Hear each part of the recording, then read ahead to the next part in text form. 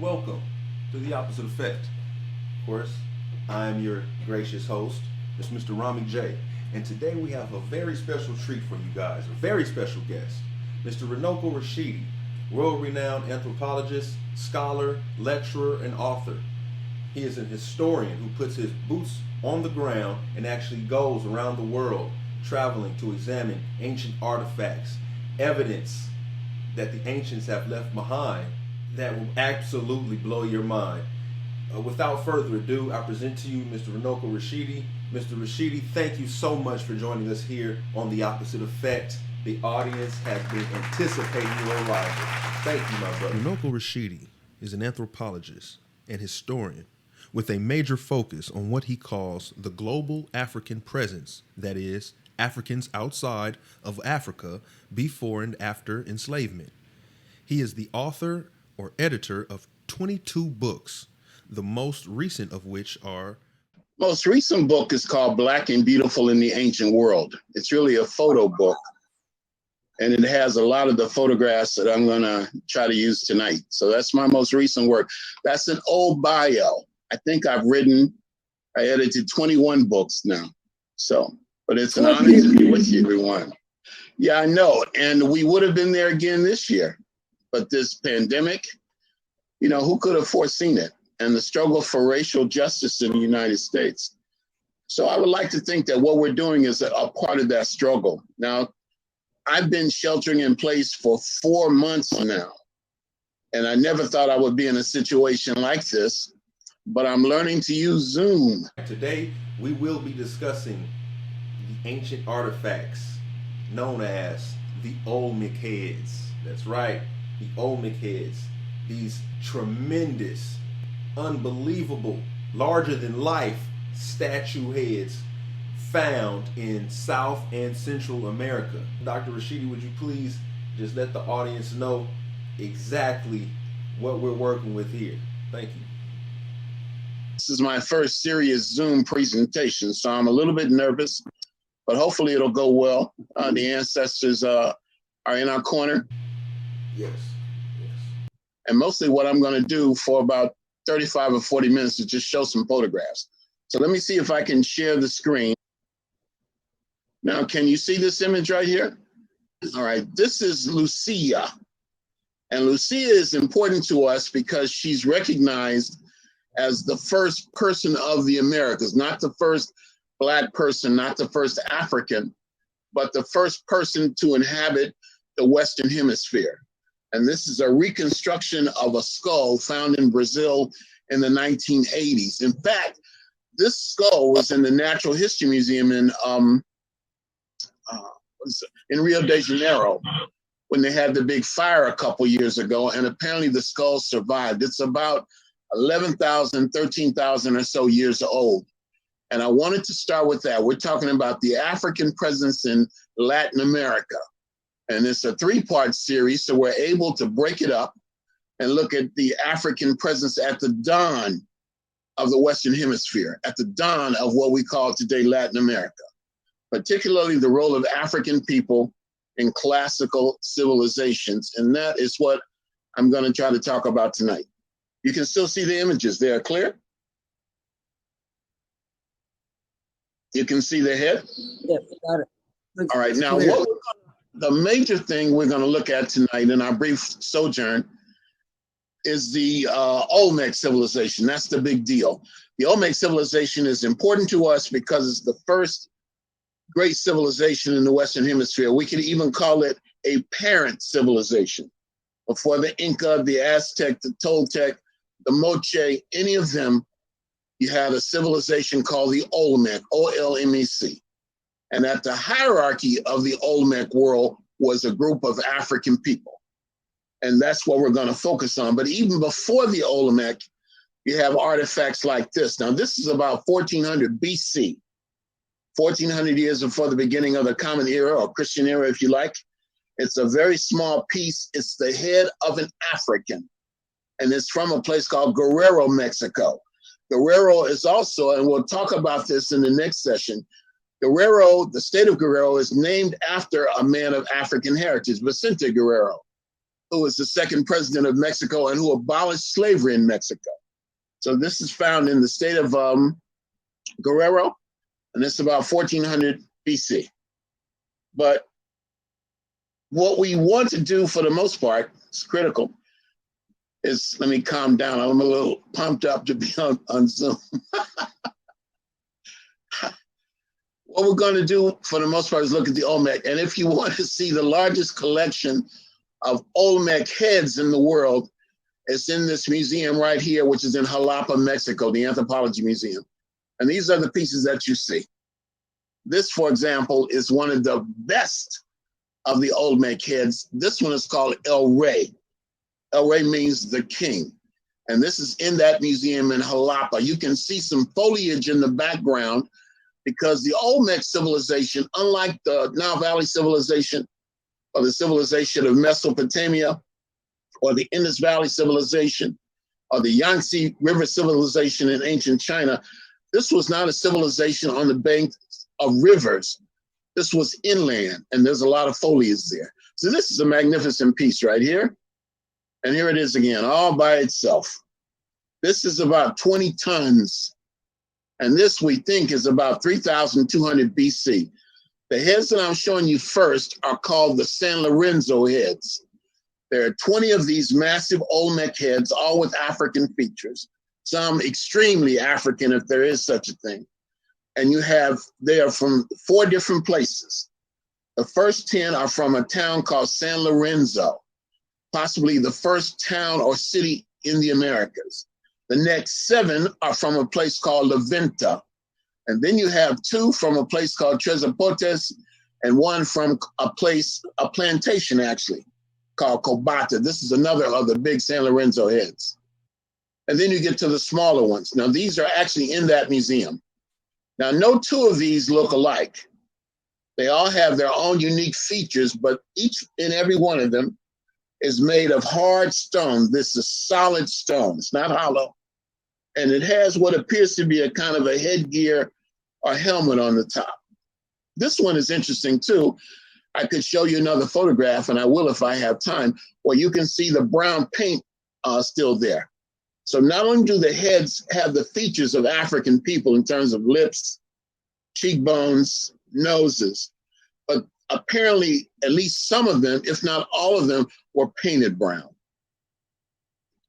I have to say all these things because there are many people, probably even Facebook trolls, heaven forbid, listening to this session right now, who would argue that these Olmec heads are not African. And this has been a debate for more than 100 years, well over that. The first person to identify one of these heads was, in fact, a Mexican scholar named Jose Melgar. In the 1860s, he found one of these heads. I'll show it to you in a moment, and he referred to it as Ethiopian.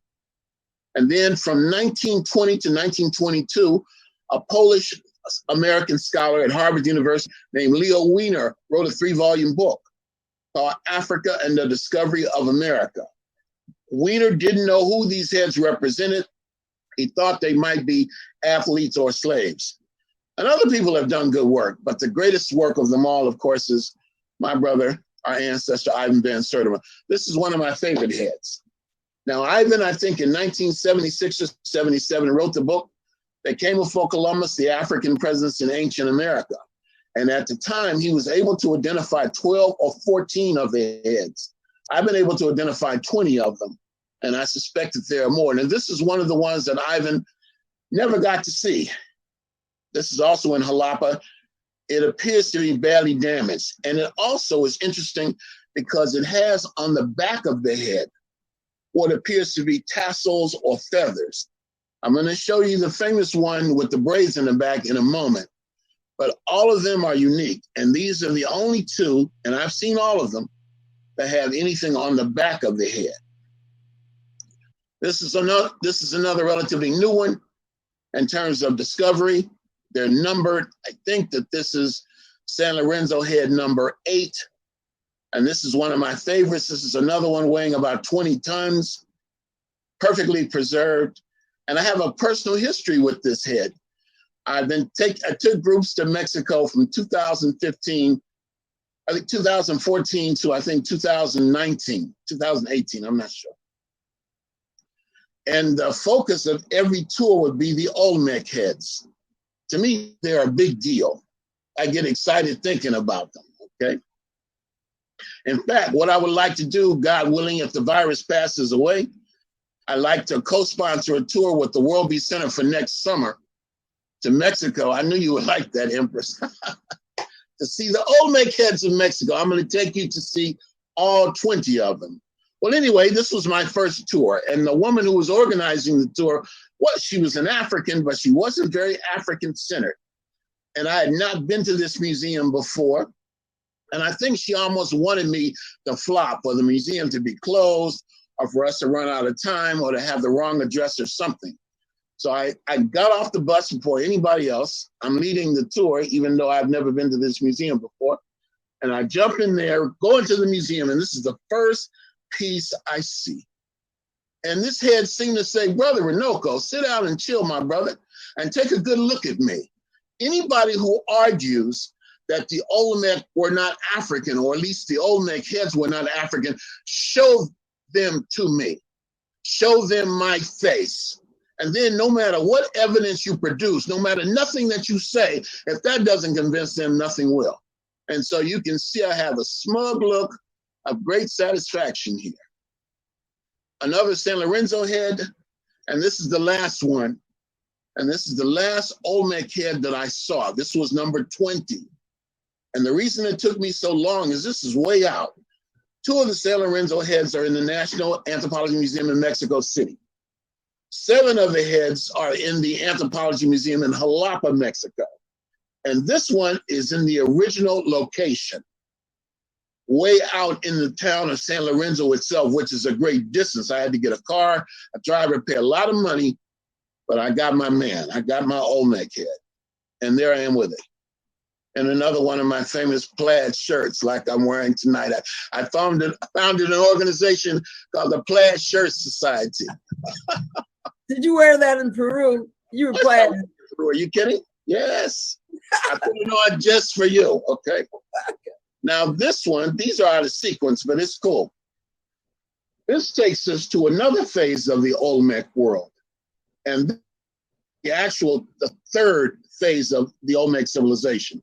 You have 3 phases of the Olmec civilization. One is San Lorenzo, which we've talked about. The other is La Venta, which we're going to get to in a moment. And the third is Trezapotes. This comes from the Trezapotes head, and the people who dug this up, it's 12 feet long, it's made of basalt, a very hard stone. They refer to it as El Negro. These are the Mexican peasants who dug it up, not the scholars. We have to constantly say these things because so many people would deny the African role in the world before slavery days. It's my argument that the worst crime you can commit is to teach a child that their history began with slavery. So this is El Negro, and there I am with it. It's like an altar. It's kind of like a sphinx. Now back to La Venta. These are the La Venta heads. This is the head that was on the cover of Ivan Van Sertima's book, They Came Before Columbus. And this one is estimated to weigh 40 tons. Okay. So there are 4 La Venta heads that have now been moved to an outdoors park in a place called Villahermosa in the state of Tabasco. Here they are. Here's another one. Some are better preserved, are better carved than others. I think this one is called the Young Warrior or the Young Prince. This is another of the good La Venta heads. And here's another one in the Anthropology Museum in La Venta. Now, there are 3 other heads that I'm the only person, for the most part, that acknowledges. These are the 3 battered La Venta heads. La Venta is in Mexico, obviously. And in the 1950s, even after the Olmec heads were detected, they found oil there. I think the company is Pemex. So they moved the 4 best heads to Villahermosa. I just showed you those. And 3 heads were left behind in La Venta itself. And I don't know if they were damaged or they were never finished, but you can see the shape. So there are 3 of these, you can see. And then finally, we get to the Trezapotes heads. Now, this was the first head that was detected in, I think, 1866 or 1877. Again, the scholar who dug him up is named Jose Melgar. His work has never been translated into English. It's still in Spanish. And he referred to the features as Ethiopian. And this is the second Quetzalcoatl's head. In some ways, these are the most impressive. And this is the one with the braids in the back. Okay. And this is the last head, perhaps the least African looking of them all, maybe the youngest. He appears to have the eyes closed or he's squinting. And this is at a place called Kobata. This is the Kobata head. And this one is estimated to weigh 100,000 pounds. It's in the Zocalo, the city square in Santiago, Tuxtla, Mexico. Let me show you a few other pieces from the Olmec world. This one looks just like Lawrence Fishburne. He could have posed for that. Matrix. Here's what is called an Olmec goddess or an Olmec queen. There are very few images of women in the Olmec world. This one, a lot of these pieces, most of them, in fact, are from my visits to the museums around the world. This is in the Metropolitan Museum of Art in New York City. This one is in Princeton. This one is actually in La Venta Park in Mexico. And this is called the Watcher. And it appears to be a man looking up at the sky, obviously looking up at the sky. And so scientists have deduced from this that the Olmec also had a knowledge of astronomy. This is called the Watcher. An Olmec tomb. And you can see how the lords or nobles or kings of the Olmec were buried with these massive basalt slabs. Fascinating. That is absolutely other artifacts from the Olmec world. I'll go through these quickly. Wow. This is in Brussels, Belgium, back in Princeton, back in Mexico. This one I found in the National Museum of Santiago, Chile a few months ago. And this is Olmec. Look at the lips on these pieces. When I was growing up, I used to watch, this may be a terrible thing to say, when I was growing up, I would see this television show called The Addams Family. And there was a character in there named Lurch. And that's what this piece reminds me of. It's a beautiful piece of art. And this piece. Now this is was in a museum in Barcelona. And I saw it on my first trip to that part of Spain. I came back many years later and nobody could tell me whatever happened to it. Can you see the pyramid? This is the first pyramid in the Americas. Massive grass-covered pyramid. It's only about 100 feet high, but it's the first pyramid in the Americas, and apparently this was built by the Olmec. And then you have these images of black-skinned warriors in Mexico. Now, if you look closely, you can see that the hands are light-colored or white. I'm not sure if those are gloves or there's symbolism there. Sometimes blackness is ethnic, and sometimes it is symbolic. If it's symbolic, what would blackness symbolize in the ancient world of Mesoamerica? Now, according to the museum captions, the color black represented wisdom in the underworld. But they don't say that these are black people. What they tend to say in the museums is that they covered themselves with petroleum. Now, these are called captives. And this is from the base of a temple in Mexico, about 1,500 years old. And you can see a series of black men. The one in the front has a broadsword, but they are identified as captives, but they are not bound. And if you look back here, you see two lighter skinned figures with what even looks like a kind of an ankh. Here's a detail and yet another. And so my point is, even if people were to dispute the African roots of the Olmec, there are many other images of the African in ancient Latin America as well. So let me just go through the rest of these quickly. This is one of my favorite pieces right here. A beautiful terracotta. I mean, I love it. It's small enough to fit in your hand, and there's no caption with it. It's just hanging up in a glass case in a museum. Now, I want to spend a little time talking about the Maya, and this takes us to that phase. Now, what this shows is an image, it's a Mayan stela, a relief. And there are figures on the bottom, and what is on the top appears to be an Olmec head. The Maya were the successors of the Olmec. And this would appear to be, I'm interpreting it like this now. This would appear to be a tribute from the Maya to their Olmec predecessors.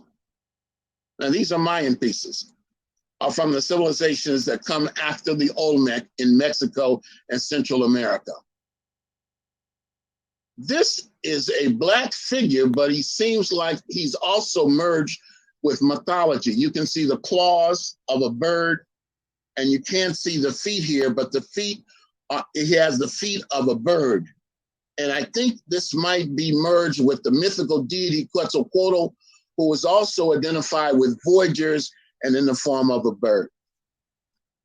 Now, this is classic Mayan, and this is about 1,500 years old.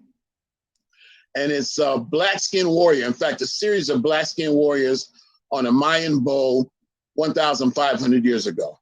Black-skinned warriors going into battle. Here's another example. Now, Ivan van Sertima didn't say that the Olmec were African. He said there was an African element in the Olmec world, and for a time they were the hierarchy. Now, I'm using this one in a similar way because you can see a contrast here between a black-skinned Mayan and a red-skinned Mayan, for lack of a better word. And so they definitely knew racial or symbolic distinctions. Now, here's something interesting too.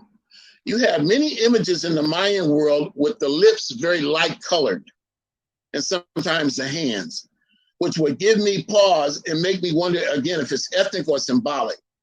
If they were not Black, if they were not African, but they used the color Black to symbolize something of great significance.